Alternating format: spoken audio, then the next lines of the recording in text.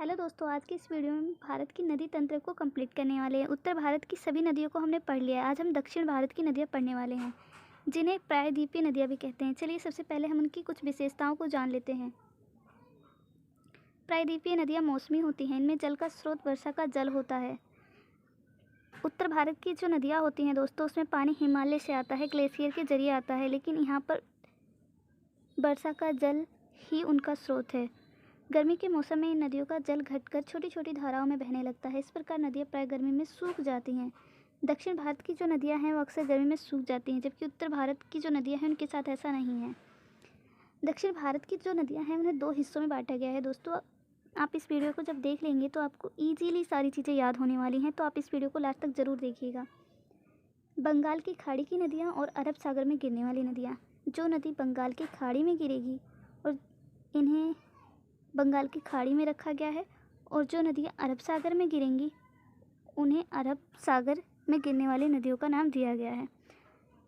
बे of Bengal में जो नदी गिरेंगी दोस्तों वो ऐसे होंगी, और जो अरब सागर में गिरेंगी वो इस प्रकार से होंगी।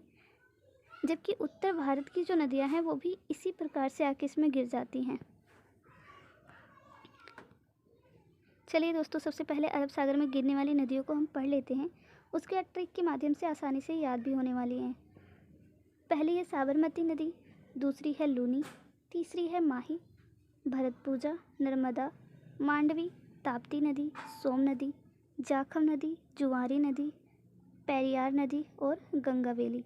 आप अदर वीडियो देखेंगे तो आप देखेंगे कि आपको इससे कम नदियाँ भी पढ़ने को मिल सकती हैं, इससे ज़्यादा भी मिल सकती हैं। मैंने केवल वही लिया है जो कि बहुत ज़्यादा इम्पोर्टेंट है। चलिए दोस्तों, अब हम अपना ट्रिक देखने वाले हैं, जो कि अरब सागर में नदियाँ गिरती हैं। आपको एक बार ये ट्रिक देख लेंगे उसके बाद आप कभी नहीं भूलेंगे। तो हमारी ट्रिक है सालू की माँ भानमती, चाय पी और सो जा। सालू की माँ भानमती, पी और सो जा। ठीक है दोस्तों, पी से हमारी एक नदी आ रही है इसलिए हमने पी को लिया है। तो सा से आ जाएगा हमारा साबरमती नदी और शारावती। लू से आ जाएगा लूनी, की से यहाँ पे कोई नदी नहीं है। माँ से आ जाएगा माही, भा से आ जाएगा भानमती के भा से आ जाएगा भरतपूजा, और यहाँ पे नर्मदा, मांडवी, ताप्ती, पेरियार, सोम, और जा से आ जाएगा जुआरी और जाखम। दोनों नदी आपको यहाँ पर देखने को मिलेगी। आप स्क्रीनशॉट ले सकते हैं दोस्तों। चलिए एक बार हम मैप से देख लेते हैं।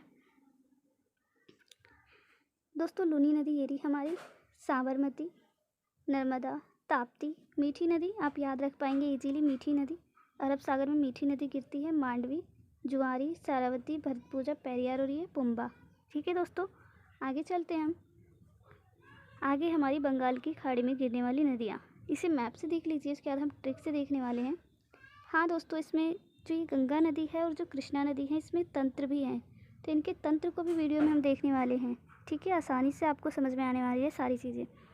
तो जमुना दोस्तों, जमुना जिसे भारत में ब्रह्मपुत्र और बांग्लादेश में क्या कहते हैं उसे जमुना, गंगा को पद्मा कहते हैं, और हुगली नदी, उसके बाद स्वर्णरेखा, वैतरणी, ब्राह्मणी, महानदी, गोदावरी, कृष्णा, पेन्नार, पालार, कावेरी, वेंगई। ठीक है दोस्तों, चलिए दोस्तों, मैप में हमने सभी नदियों को देख लिया है। अब एक बार हम ट्रिक देखेंगे, उसके बाद आगे बढ़ेंगे। चलिए दोस्तों, हम अपने ट्रिक पर आ चुके हैं। ब्रह्मा का महान पैन, बैग, यहाँ पर बैग है लेकिन हमने इसे वैग से ही लिखा है ताकि आपको आसानी से नदी याद हो जाए।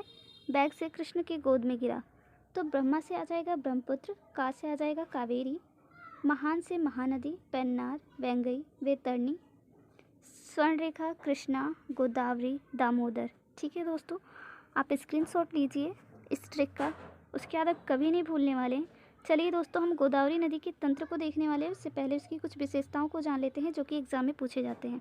गोदावरी नदी की अगर उद्गम की बात करें कहाँ से निकलती है, तो ये नासिक, महाराष्ट्र के नासिक से निकलती है। बहाव क्षेत्र हमारा महाराष्ट्र, छत्तीसगढ़, तेलंगाना और आंध्र प्रदेश है दोस्तों, ये 4 राज्यों में बहेगी। उसके बाद जाकर ये किस में मिल जाएगी, कमेंट में बताना। गोदावरी नदी की लंबाई 1465 किलोमीटर है। दक्षिण भारत की सबसे लंबी नदी है दोस्तों, दक्षिण भारत की सबसे लंबी नदी है। भारत की कौन सी सबसे लंबी नदी है आपको कमेंट में बताना है। भारत की दूसरी लंबी नदी है, ठीक है। दक्षिण भारत की सबसे लंबी तो आप गोदावरी लिखेंगे, लेकिन अगर भारत की सबसे लंबी पूछे तो यहाँ पर गोदावरी नहीं आएगा। ये भारत की दूसरी सबसे लंबी नदी है। चलिए सबसे इम्पोर्टेंट पॉइंट देखेंगे जो कि एग्ज़ाम में बहुत बार पूछा जाता है। इसे वृद्धगंगा, बूढ़ी गंगा, दक्षिण की गंगा भी कहते हैं। ठीक है दोस्तों, वृद्धगंगा, बूढ़ी गंगा और दक्षिण की गंगा कहते हैं। और नासिक किसके किनारे है? गोदावरी नदी के किनारे है। ठीक है दोस्तों, चलिए अब हम इसे एक बार देख लेते हैं। इसकी सहायक जो नदियाँ हैं उसे हम किससे देखने वाले हैं? ट्रिक से। दोस्तों इसमें सिर्फ एक ही वर्ड है, वो है इम्प्रेस। इम्प्रेस में ई से इंद्रावती, उसके बाद मंजीरा, लेकिन इससे बहुत अच्छे से आप देखना ताकि याद हो जाए।